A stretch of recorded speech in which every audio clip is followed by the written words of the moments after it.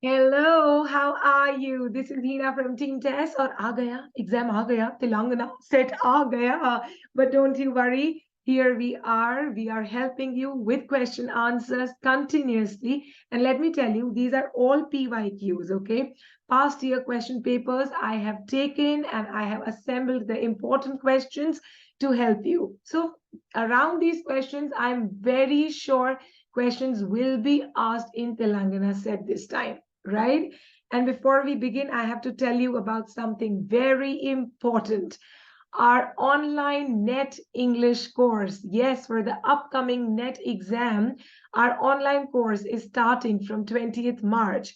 Exclusively by Kalyani ma'am. We all will be around, but then yes, she's the one who's going to take these live classes 20th March to 15th June, 6 days a week.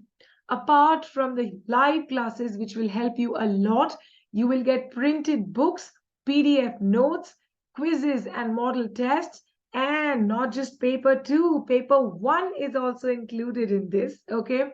You will get this at a fees of 15,000 rupees, and let me assure you, every penny will be worth it, okay? Yes. So if you want to join this course, you can contact us on 93878 39871. And today's 15 questions for Telangana SET past year papers, here it is. Question number 1. The line destroyer and preserver, here, oh, here, occurs in A. Ode to a Nightingale, B. Daffodils, C. Kubla Khan, or D. Ode to the West Wind? Say. It is option D, Ode to the West Wind by P.B. Shelley, the great romantic poet. Now, what does Shelley mean by this? He says that the west wind is a destroyer as well as a preserver. It destroys the leaves, but it preserves the seeds for germination later. Okay? Question number 2. Thomas de Quincey's Confessions dealt with the use of a particular substance. Which one? A. Opium, B. Nicotine, C. Morphine और D. Tylenol. बताइए, Thomas de Quincey का एक work है Confessions. It dealt with which of these substances? The answer is option A, opium, because if you look at the complete title of this work, it is Confessions of an English Opium-Eater, published in 1821. Okay, now you know about Quincey. He was an English writer, and this Confessions is actually his best work. Okay, and in fact, it is also called as the torch bearer of addiction literature in the West. This work, Confessions, is the torchbearer of the addiction literature, the first addiction literature in the West. Okay. Now, Confessions is actually an autobiography. So Thomas somewhere is talking about himself. Yeah. And अगर एक exact substance पूछे और options में आपको laudanum मिले, Laudanum, laudanum. So tick mark that. Okay. Enough information. Question number 3. I need to stop here. Well, when I look at the cover of this page, I sincerely feel that these days the use of such substances is not very rare. And it disturbs me. It disturbs all of us because I feel that life is so beautiful that it should not be wasted. Okay. It is unfair for all of us, you and me alike. But then we have to stand strong. We have to stand with our loved ones. If you don't have loved ones, stand with yourself. But then we have the judgment of what is right, what is wrong. Just choose the right path. Your heart will tell you what is right. Do not fall into this trap of these substances or the bad things. Do not get the influence from the wrong people. Do not keep wrong company. Yeah, life is good. You treat it good, it will treat you good. I had to say this because this is something very close to my heart. Let's move on to question number 3. The satire in Bartholomew Fair is essentially directed at A. Shakespeare, B. Puritanism, C. Catholicism, or D. Monarchy. It's a play by Ben Jonson, you know, Bartholomew Fair. It's an attack on option B, Puritanism. Now, see, in London, every year this play was organized. Sorry, this fair was organized. Mela just out there, Mela India mein. Where say this fair was organized, which was called as Bartholomew Fair. It was a 4 days affair where people from all walks of society, the English people, they came, danced, be merry, ate, etc., etc. So Ben Jonson actually took the setting of this fair and spoke of 1 day to complete his, play, which is Bartholomew Fair. Now, why did he attack the Puritans? Because the Puritans attacked the theater, right? They were hostile towards drama, and therefore Ben Jonson was hostile towards them. Easy, right? Tit for tat. Okay, let's move on to question number 4. Aphra Behn's Oroonoko about a black slave is set in A, England, B, West Indies, C, Australia, or D, Africa. Oroonoko, or the royal slave, is set in option D, Africa. But इसकी original setting होनी चाहिए Suriname, Surinam. Suriname, which was an English colony in South America. But अभी option में दिया ही नहीं है Suriname या South America. So we will tick mark option D, Africa. Okay. Now, Aphra Behn, was an English playwright of the 17th century. And this short novel called Oroonoko, it talks about the hero, his tragic love story, how he's an enslaved African in Suriname, okay? And it also talks about Aphra's personal experiences here in the South American colony. Okay, easy. Let's move on to question number 5. Who coined the term globalectics? A, T.S. Eliot, B, Ezra Pound, C, Ngugi wa Thiong'o, or D, Chinua Achebe? Globalectics is coined by option C, Ngugi wa Thiong'o.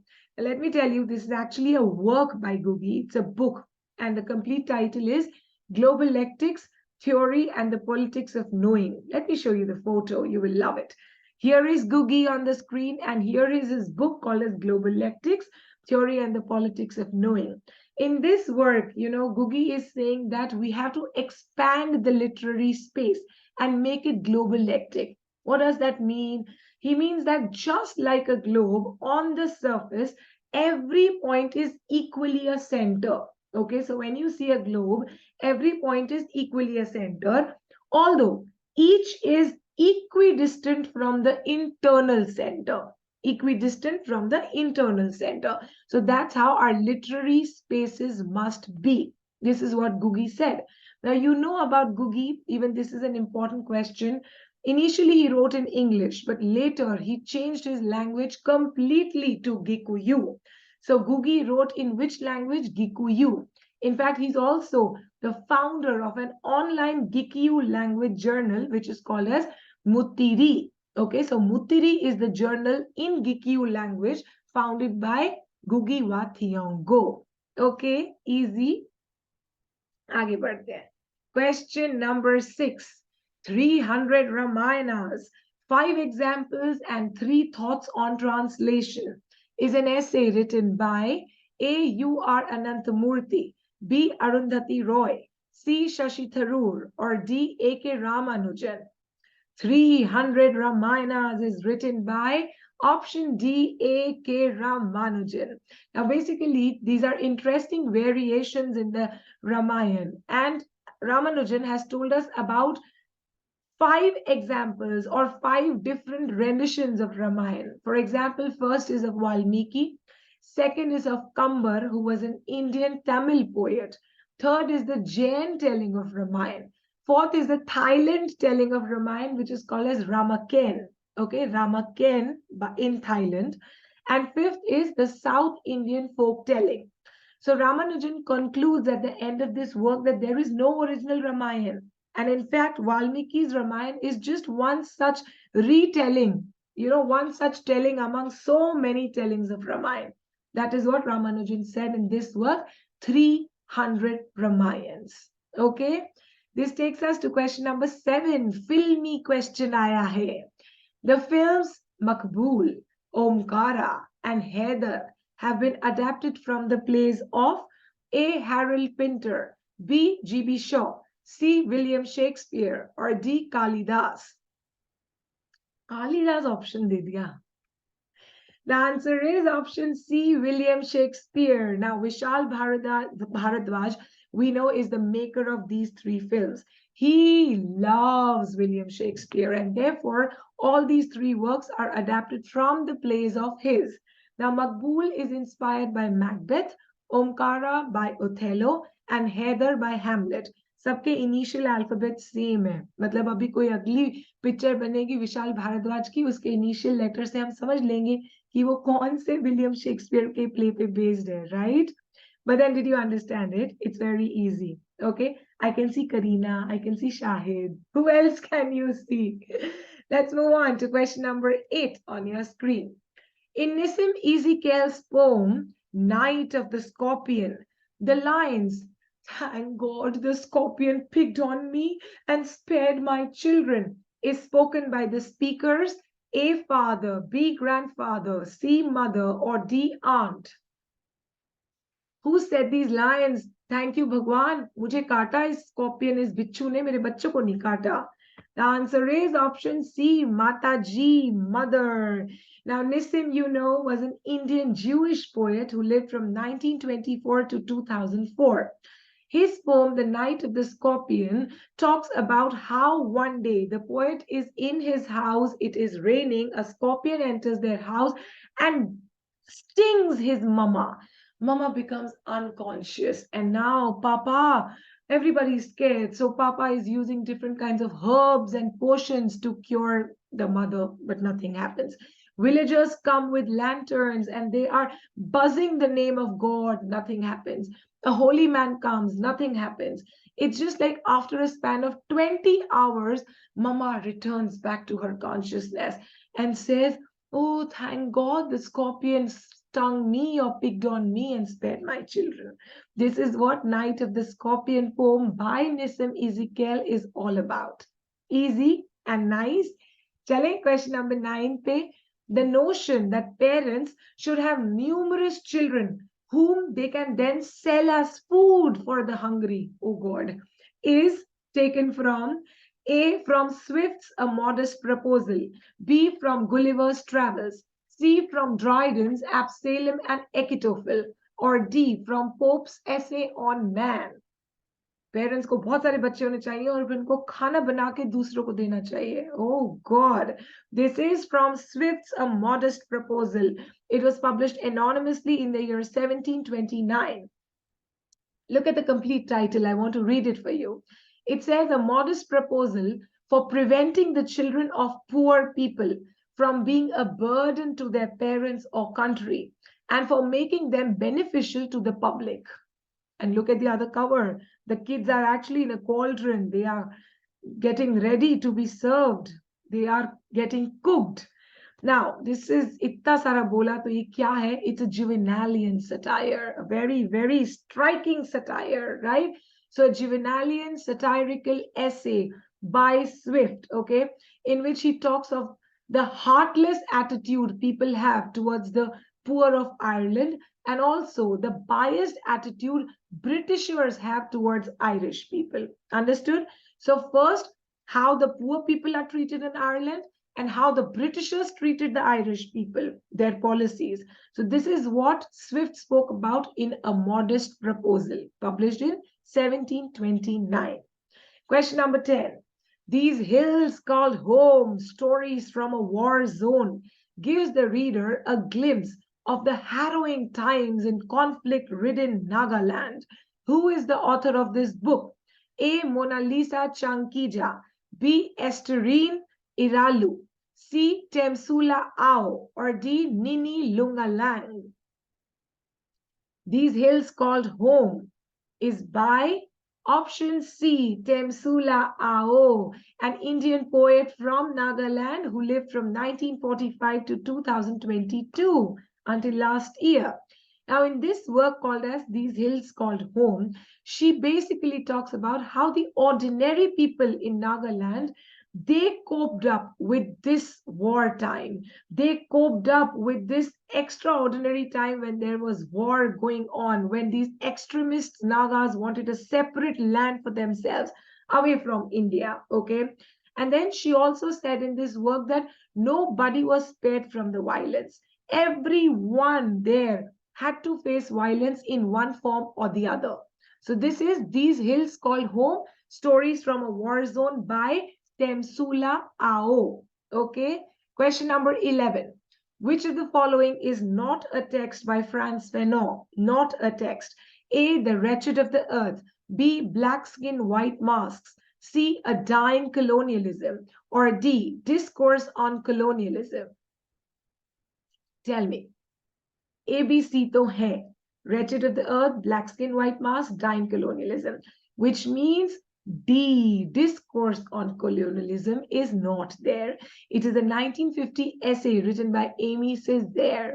Now you have to know this about Frantz and Amy. Both of them belong to the French colony of Martinique. Okay. And Frantz Fanon was a political philosopher, whereas Amy also, as I told you, was born in Martinique. Okay. Their age spans are different. Frantz died very early. He lived from 1925 to 1961, died of cancer, while Amy lived from 1913 to 2008. Okay, let's move on to question number 11. Of the following critics, only one is associated with the French feminists. Identify her. A. Luce Irigaray, B. Sandra Gilbert, C. Rosie Braidotti, or D. Judith Butler. Who of these is associated with the French feminists? Abhi odd one out karte hain. Look here. Sandra is an American literary critic. Cross. Rosie Braidotti is an Italian feminist theoretician. Cross. Judith Butler is an American philosopher. Cross. Who's left? Luce Irigaray. Look at Luce on the screen. Okay. Well, she's a Belgian-born French feminist. And she's born in the year 1930. She is 92 years old and lives in France. Her works primarily talk about the uses and misuses of language in relation to women. Okay. The uses and misuses of language when it is concerned to women. This is what was the major theme in Luce Irigaray's works. आगे बढ़ते हैं. Question number 13. The poem, The Defence of Lucknow, is written by A. Swinburne, B. Shelley, C. Tennyson, or D. Rossetti. The Defence of Lucknow is by option C, Alfred Lord Tennyson. It's a war poem set during the Indian Mutiny of 1857, when we saw the siege of Lucknow. This poem is not quite liked from the Indian point of view because it is spoken from the point of view of the colonizers or the Britishers against the colonized or the Indians. So, of course, we really don't like it much. It's an anti-nationalist poem, basically. Let's move on to question number 14. One of the famous brand's logos of the 20th century, the Nike swoosh, is designed after Nike, the Greek goddess of. ये तो मुझे भी आज पता चला. Nike के जूते पहनते हैं, कपड़े पहनते हैं, but I didn't know Nike is actually the name of a goddess. So Nike is the goddess of A, music, B, victory, C, war, or D, peace. Obviously, it can't be music. It can't be war. It can either be peace or victory, but then Nike is athletic, so it has to be option B, victory. Look at goddess Nike on the screen. सब ऐसे same ही दिखती हैं, to be very frank. You see all these sculptures, they look almost the same to me. चलिए आगे बढ़ते हैं. Question number 415. This is the last question of the day. Robert Young's term for post-colonialism is A, neocolonialism, B, post-colonial cosmopolitanism, C, tricontinentalism, or D, nativism. Robert Young's term for post-colonialism is option C, tricontinentalism. And यहाँ पे बताइए tricontinentalism किस 3 continents के लिए use किया गया है? Asia, Africa, Latin America, all colonized at one point of time. Asia, Africa, Latin America. Tricontinentalism by Robert Young. Easy? Yes, it is. All the best, Telangana SET students. You will do awesome. I will be back again soon. That will be the last video, I'm sure, because फिर तो exam आ ही जाएगा. So keep watching us, keep following us, and of course, share our page with your friends and relatives. This is Hina from Team Test. It was great being with you. Bye bye.